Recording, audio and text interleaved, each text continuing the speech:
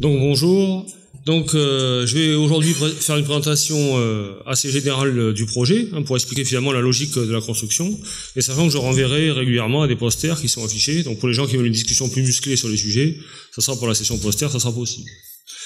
Donc le projet donc s'appelle donc stratégie innovante avec un objectif de sécurisation des productions animales.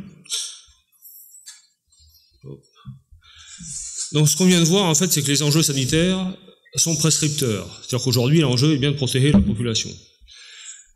L'exposition alimentaire est donc à réduire le plus possible, et bien que les produits animaux terrestres soient de faibles contributeurs de manière générale, c'est-à-dire pour la population générale, on a pu voir que dans les circuits, on va dire d'autoconsommation, ou certains, on va dire entre guillemets circuits courts, ils peuvent avoir une contribution non négligeable. Donc l'enjeu, bien sûr, c'est de réduire la contamination de ces denrées, et sachant qu'il y a un encadrement qui existe par rapport à des teneurs réglementées.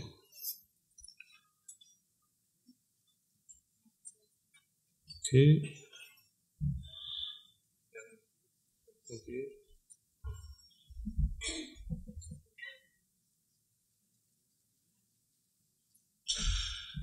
Alors, par rapport à cette contamination des sols, on va dire on a entendu parler de pas mal d'innovations, et dans les innovations agronomiques, je vais prendre un exemple, c'est que la contamination des sols fait peser en fait une menace finalement sur la valorisation alimentaire.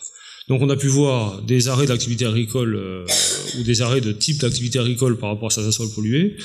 Et si je prends l'exemple de la valorisation alimentaire, donc il y avait dans un contexte d'agroécologie, par exemple, il a été proposé d'installer des volailles pour maîtriser les couverts végétaux sous les vergers. Donc c'est à l'occasion qu'on s'était rencontré avec Magali Janoyer. Et finalement, la présence de contamination de chlordécone dans les sols a fait que les volailles qu'on allait mettre sur ces sols-là seraient trop contaminées, ne pourraient pas être consommées. Donc finalement, ça a bloqué l'innovation agronomique de ce point de vue. Donc l'enjeu du projet, c'est de contrecarrer quelque part cette menace sur la valorisation alimentaire, tout en bien sûr protégeant la population, et si possible, bien sûr, de continuer à maintenir l'activité agricole. Alors cette activité agricole, le sujet là, c'est l'élevage, et il faut rappeler quelque part les enjeux qui tournent aussi autour de l'élevage sur un territoire. Donc là, je vais aller directement sur la partie basse de la diapositive. Il ne faut pas oublier qu'il y a des services écosystémiques qui ont été évalués à l'échelle nationale par un projet EFES, et notamment dans lequel l'INRA est présente pour les écosystèmes agricoles. Il ne faut pas oublier que ces animaux qu'on voit aussi sur le territoire, ils contribuent à un certain nombre de services. Alors, services d'approvisionnement alimentaire, tout le monde a à l'esprit, puisqu'on parle de sécurité des aliments. Il ne faut pas oublier les aspects paysagers. Quand on sort de l'aéroport en Guadeloupe, je pense qu'en 30 secondes, on est déjà tombé sur un bovin au piquet. Donc c'est une réalité, avec des délaissés routiers par exemple qui vont être pâturés. On a des aspects environnementaux, c'est-à-dire que la présence d'eau, aujourd'hui on parle de la chlordécone, mais il y a beaucoup d'autres molécules qui se promènent, et en général, quand on veut protéger des captages, la première couverture du sol qui est proposée, qui est protectrice, c'est soit la forêt, soit la prairie. Ensuite, des aspects systémiques, c'est-à-dire qu'on a des systèmes qui reposent sur une complémentarité entre élevage et culture, donc ça veut dire qu'une menace sur l'élevage, c'est aussi une menace sur les systèmes de polyculture élevage, en termes de les aspects sociaux, ça a été évoqué tout à l'heure par Monty, mais c'est vrai que c'est important. Le don, pouvoir donner dans la vie, c'est important. Donc finalement, il y a un aspect social là-dedans qui est à ne pas négliger. Un aspect développement local. Donc les îles ont aussi misé sur un tourisme qui était censé ramener de la richesse sur les îles, et on peut imaginer que les produits locaux contribuent à l'attrait pour des touristes extérieurs. Donc bien entendu, il faut aussi garantir à la fois pour la population locale que ces produits locaux soient sains.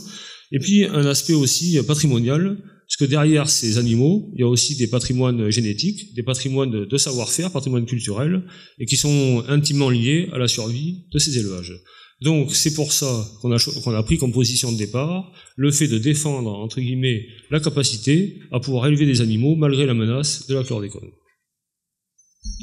Ce qui veut dire que dans un contexte de contamination par la chlordécone, si les mesures adéquates ne sont pas prises, on a un animal qui est chargé, donc il est représenté ici par le trait rouge. Donc à la fois on a un niveau qui est relativement haut, et si c'est rouge, on va dire c'est que c'est pas bon par rapport à l'enjeu santé. Donc c'est d'être capable de passer une situation A', dans laquelle à la fois on diminue le niveau de contamination de l'animal, et on respecte, donc c'est pour ça qu'on passe en vert, un niveau de contamination qui protège la population. Donc l'objectif du projet, c'est de comprendre justement comment ces animaux vont être contaminés. Donc c'est une notion de mesurer et de comprendre les voies de transfert. Et donc là, tout à l'heure, Maurice Mailleux vous fera un exposé sur des parties des différentes voies de contamination des animaux. Sachant que suivant l'espèce, suivant le mode d'élevage, c'est-à-dire le système, et suivant l'état du milieu, on va avoir une contamination des animaux qui va varier. Et le deuxième objet du projet, c'est d'agir. C'est-à-dire qu'une fois qu'on a compris comment ça se passait, on peut identifier les voies et à ce moment-là proposer donc des solutions qui évitent donc l'exposition des animaux.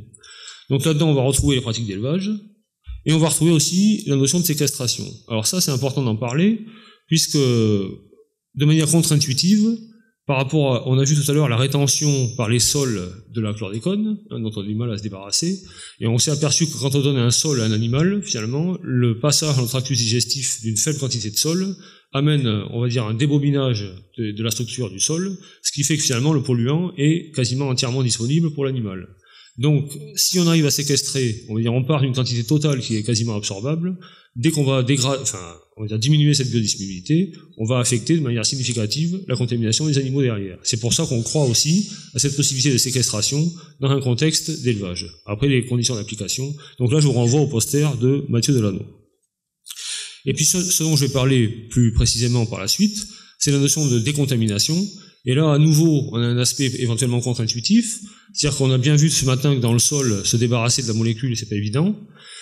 Or, au niveau des animaux, on a une chance, c'est que l'animal est capable d'interagir avec cette molécule, et donc de l'éliminer, soit on va l'avoir en la biotransformant, soit en l'éliminant telle quelle par les voies donc fécales. Alors ce qu'il faut rappeler, donc on a posé des questions ce matin sur la bioaccumulation, il y a un terme de bioconcentration qui est utilisé en milieu aquatique, donc là on va utiliser le terme de bioaccumulation.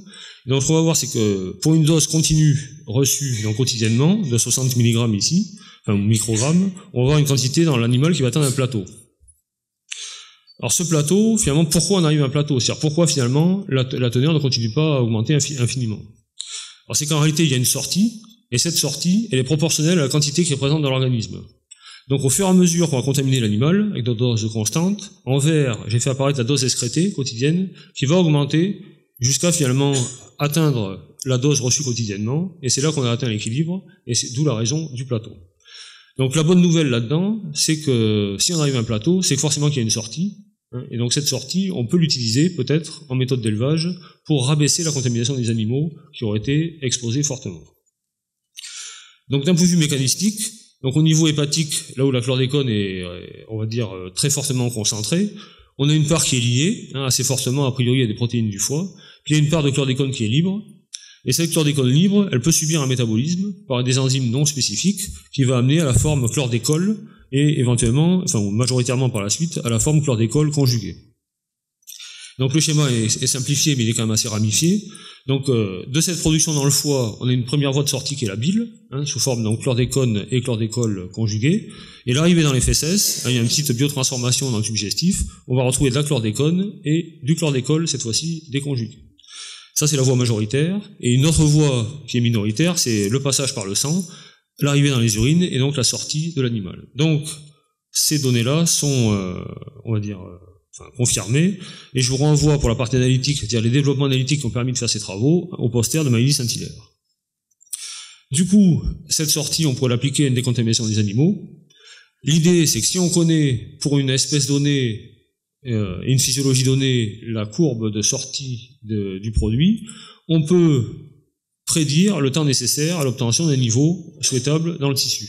Donc là, par exemple, si on souhaite un niveau aux alentours de 600, à partir du jour 100, on est en décontamination, donc on a sorti l'animal de l'endroit où il s'était contaminé, et il faudrait à peu près, on va dire, 45 jours pour arriver au niveau souhaité.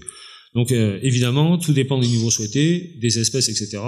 Et le but du projet, c'était d'acquérir des données espèce par espèce. Donc ça a été fait chez le caprin, et je vous invite à aller voir 2 posters de toxicocinétique, donc un toujours porté par Maëlys Saint-Hilaire en espèces ovines, et un porté par Aurore Fourcault sur la partie porcine.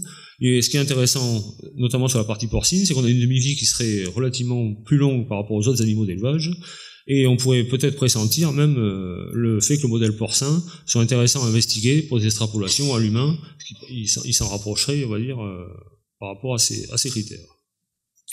Donc les résultats du projet, qui ne sont pas présentés ici de manière, on va dire, formelle, c'est que pour l'instant, les preuves de concept ont été faites. C'est-à-dire que vous verrez sur les posters qu'on est capable de prédire quelque part la demi-vie, enfin, pour un certain nombre d'espèces. On a réussi aussi à séquestrer dans les sols artificiels et aussi un essai sur un sol naturel, un litisol. Donc on a fait des démonstrations en conditions expérimentales. Et tout l'enjeu derrière, c'est de réussir à transférer ça sur le terrain avec un premier enjeu, c'est la sortie, on va dire un changement d'échelle ou un changement de modèle, c'est-à-dire de partir de conditions expérimentales contrôlées à des conditions de terrain qui sont moins contrôlées.